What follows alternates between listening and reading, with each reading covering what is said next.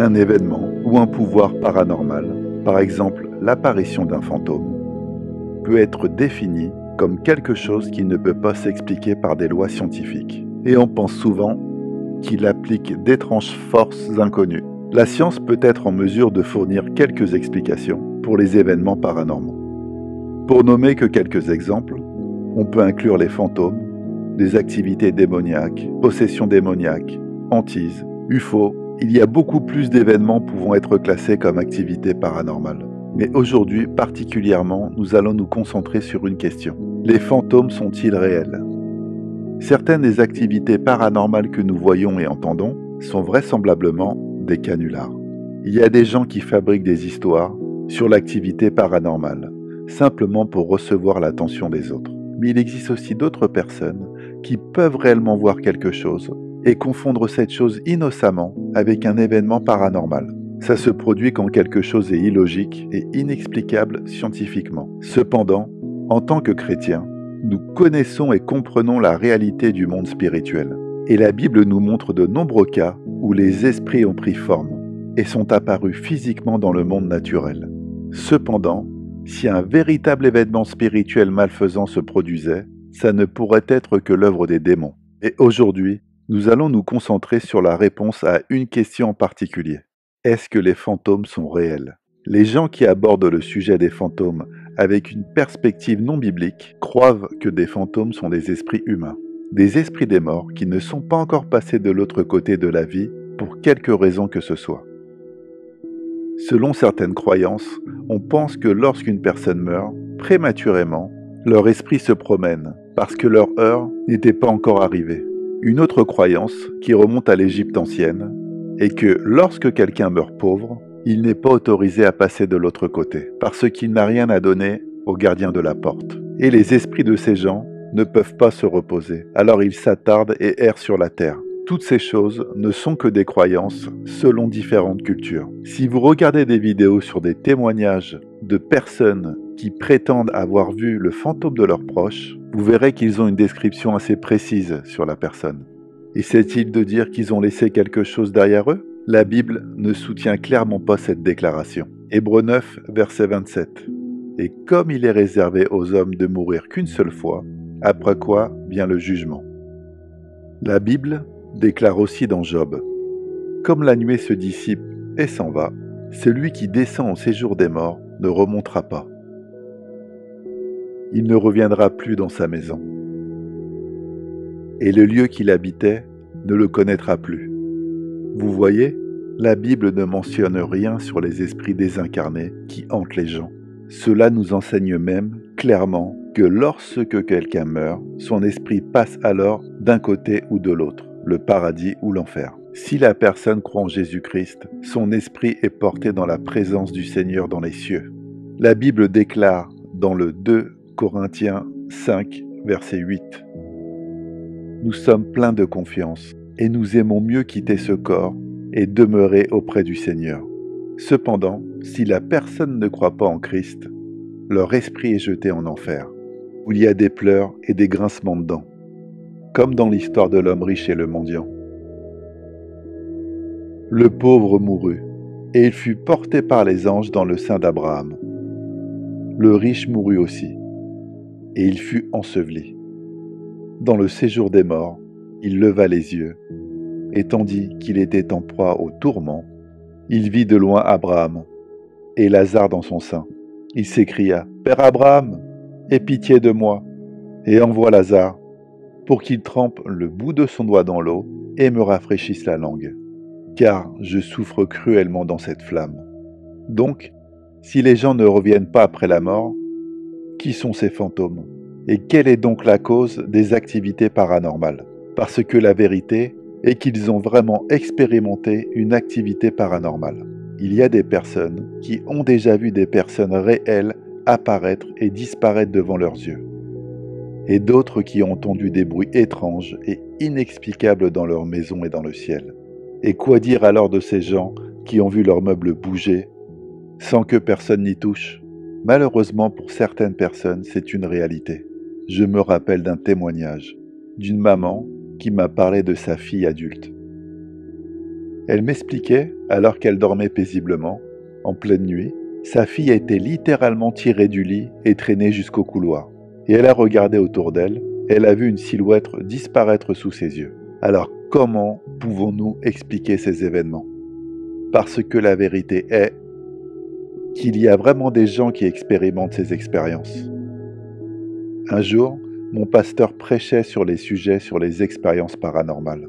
Et il nous a témoigné qu'un matin, il a vu un homme debout, au pied de son lit, qui était aussi clair que le jour. Et le pasteur lui a dit « Je te réprimande au nom de Jésus ». Et puis l'homme a littéralement disparu. Ce sont des démons. Il n'y a rien d'amical chez un fantôme. C'est quelque chose avec lequel nous, les enfants de Dieu, nous ne devrions pas jouer. Car les mauvais esprits ou les démons peuvent posséder des gens, habiter en eux, les contrôler, mais pas seulement les gens, même les animaux. L'exemple parfait est quand Jésus a délivré un homme. Et que les démons ont parlé à Jésus dans Matthieu 8, versets 29 à 32. Et voici, ils s'écrièrent, « Qu'y a-t-il entre nous et toi, Fils de Dieu? Es-tu venu ici pour nous tourmenter avec le temps ?» Il y avait loin d'eux un grand troupeau de pourceaux qui passait. Les démons priaient Jésus, disant, « Si tu nous chasses, envoie-nous dans ce troupeau de pourceaux. » Il leur dit, « Allez !» Ils sortirent et entrèrent dans les pourceaux. Et voici, tout le troupeau se précipita des pentes escarpées dans la mer, et ils périrent dans les eaux. En tant que chrétien, vous ne pouvez pas croire que les fantômes hantent les gens. C'est un mensonge de croire que l'esprit d'un mort tourmente les gens. Il n'y a qu'un démon qui peut hanter ou tourmenter quelqu'un. Les démons ont le pouvoir de posséder, et ils peuvent infliger de la douleur à quelqu'un. Ils peuvent aussi montrer des choses horribles. Les anges et les démons ont le pouvoir de provoquer des choses surnaturelles. Et nous le voyons dans le livre de l'Apocalypse, où les anges provoquent de nombreux événements ici sur terre. Dans l'Apocalypse, chapitre 8, versets 2 à 6, dit « Et je vis les 7 anges qui se tiennent devant Dieu, et 7 trompettes leur furent données. Et un autre ange vint, et il se tint sur l'autel, ayant un encensoir d'or. On lui donna beaucoup de parfums, afin qu'il les offrît, avec les prières de tous les saints, sur l'autel d'or qui est devant le trône. La fumée des parfums monta avec la prière des saints, de la main de l'ange devant Dieu. Et l'ange prit l'encensoir, il remplit du feu de l'autel, et le jeta sur la terre. Et il y eut des voix, des tonnerres, des éclairs, et un tremblement de terre. Et les 7 anges qui avaient les 7 trompettes se préparèrent à sonner, et il y eut de la grêle, et du feu mêlé de sang, qui furent jetés sur la terre, et le tiers de la terre fut brûlé, et le tiers des arbres fut brûlé, et toute l'herbe verte fut brûlée. Le second ange sonna la trompette, et quelque chose comme une grande montagne embrasée par le feu fut jeté dans la mer. Et le troisième ange sonna la trompette, et il tomba du ciel une grande étoile ardente, comme un flambeau, et elle tomba sur le tiers des fleuves et sur les sources des eaux. Puis, à la 4e trompette, les cieux ont été frappés. L'Apocalypse 8:12 dit « Le 4e ange sonna la trompette, et le tiers du soleil fut frappé, et le tiers de la lune, et le tiers des étoiles, afin que le tiers en fût obscurci, et que le jour perdit un tiers de sa clarté, et la nuit de même. Je regardais, et j'entendis un aigle qui volait au milieu du ciel, disant d'une voix forte, « Malheur, malheur, malheur aux habitants de la terre, à cause des autres sons de la trompette des 3 anges qui vont sonner. » À la 5e trompette, le destructeur a été libéré. Nous le voyons dans le livre de l'Apocalypse, que les anges peuvent provoquer de nombreux événements ici sur terre. Les anges et les démons peuvent affecter directement ce monde. Regarde ce que le diable a fait dans la vie de Job. Les démons aussi peuvent aussi faire des choses extraordinaires. Acte 16, verset 16 nous dit « Alors que nous nous rendions au lieu de prière, une jeune femme possédée par un esprit de divination est venue à notre rencontre et qui apportait à ses maîtres beaucoup de gains par la parole apaisante. Cette fille était possédée par des démons, avec la capacité de faire de telles choses. Ils utilisaient cette fille pour gagner de l'argent, et Paul a chassé les démons. Ils peuvent faire bouger des choses de manière surnaturelle. Les fantômes que les gens prétendent voir ne sont pas des êtres humains décédés. Ce sont des démons qui font de telles apparitions. Et il est très important d'en être conscient et de savoir faire face à chaque apparition.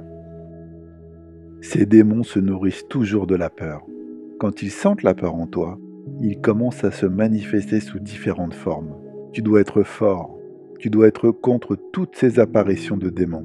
Ne cédez pas aux fausses doctrines qui encouragent la réincarnation. Les personnes qui vous disent que les fantômes sont des morts qui n'ont pas encore été jugés, ne les croyez pas. Dans la Bible, Lazare est mort pendant 4 jours et a pu revenir vivant parce que Jésus a le pouvoir de donner la vie. Oui, Jésus a donné la vie à Lazare. Il a le pouvoir de le faire.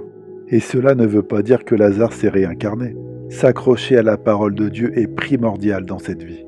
Et si nous ne suivons pas cette parole, nous serons facilement trompés. Et nous croirons à des choses qui ne sont pas bibliques.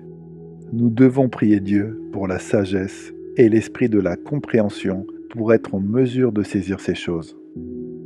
Enfin, pour conclure, nous, en tant que chrétiens, ne nous amusons pas avec des fantômes. Ils ne sont pas humains, parce que la Bible nous a clairement dit en Job, « Comme la nuée se dissipe et s'en va, celui qui descend au séjour des morts ne remontera pas. Il ne reviendra plus dans sa maison, et le lieu qu'il habitait ne le reconnaîtra plus.